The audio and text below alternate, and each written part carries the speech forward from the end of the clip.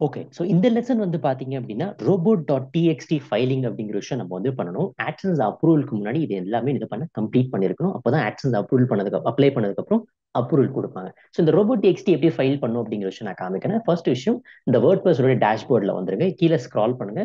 கீழே ஸ்க்ரால் பண்ணோன்னே பார்த்தீங்கன்னா யோஸ்ட் எஸ்இஓ இருக்கும். அதில் கிளிக் பண்ணுங்க. இதில் டூல்ஸ் இருக்கா? யோஸ்ட் எஸ்இஓல டூல்ஸ். ஸோ இதை இன்ஸ்டால் பண்ணல அப்படின்னா இன்ஸ்டால் பண்ணுங்க. ஸோ இந்த யோஸ்ட் எஸ்இஓல டூல்ஸ் அப்படிங்கிற விஷயம் நான் கிளிக் பண்ணுறேன். ஸோ தென் கிளிக் பண்ணதுக்கப்புறம் அதில் ஒரு பேஜ் ஓப்பன் ஆகும். தென் நெக்ஸ்ட் வந்து பார்த்தீங்க அப்படின்னா, ஓப்பன் பண்ணோன்னா கீழே ஸ்க்ரால் பண்ணுங்க. இதில் வந்து பார்த்தீங்கன்னா ஃபைல் எடிட்டர் இருக்கா? யோஸ்ட் எஸ்இஓல டூல்ஸில் வந்ததுக்கப்புறம் ஃபைல் எடிட்டர். ஓகே. ஸோ இதை கிளிக் பண்ணுறேன். ஸோ இதை கிளிக் பண்ணோன்னே பார்த்தீங்கன்னா அதில் ஒரு பேஜ் ஓப்பன் ஆகும். ஓகே. ஸோ ஓப்பன் ஆயிடுச்சு. ஸோ இப்போ கீழே ஸ்க்ரால் பண்ணுறேன். இதில் robot.txt இருக்கா? ஸோ இதில் கிரியேட் robot.txt ஃபைல் அப்படின்னு இருக்கா? ஸோ இதை கிளிக் பண்ணுங்க.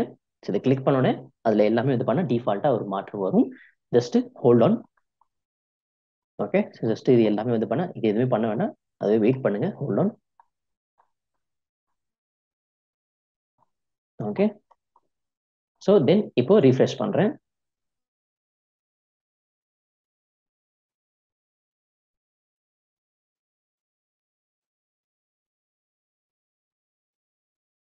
ஓகே. ஸோ இப்போ வந்து ரீஃப்ரெஷ் பண்ணதுக்கப்புறம் பேக்கில் வரேன் நான்.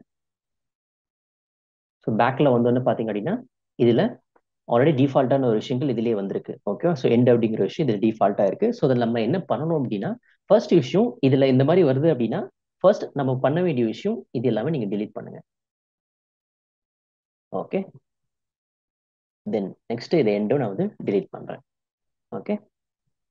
ஸோ தென் அதுக்கப்புறம் கீழே இதில் இருக்கிறது எல்லாமே ஜாயின் பண்ணுறேன் இப்போ. தென் அதுக்கப்புறம்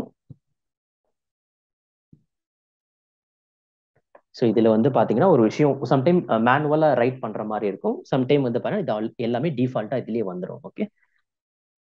ஜஸ்ட் இது வந்து பார்த்தீங்கன்னா நான் கீழே என்டர் கொடுக்குறேன். என்டரில் ஹலோ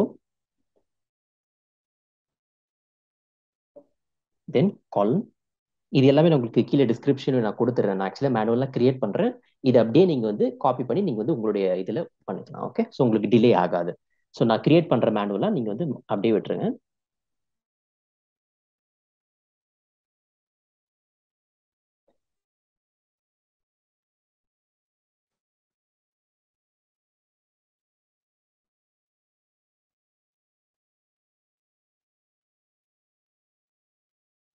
ஸோ இது மேனுவலாக நீங்கள் பண்ணணும்னு அவசியம் கிடையாது. நான் மேனுவலாக பண்ணுறேன். ஸோ உங்களுக்கு ஈஸியாக இருக்கும். நான் கீழே கொடுத்துட்றேன். ஓகே.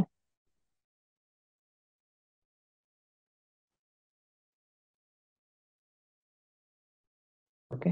தென் அதுக்கப்புறம் டிஸ்அலோவில் வந்து பார்த்தீங்க அப்படின்னா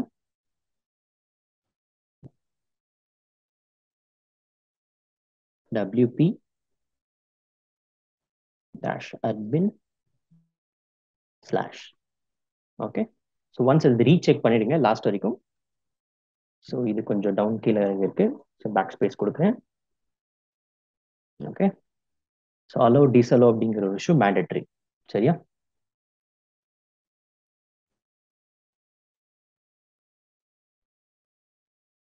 ஓகே. ஸோ இது எல்லாமே நீங்கள் பார்த்தீங்கன்னா உங்களோட இதில் நீங்கள் போடுற மாதிரி இருக்கும்.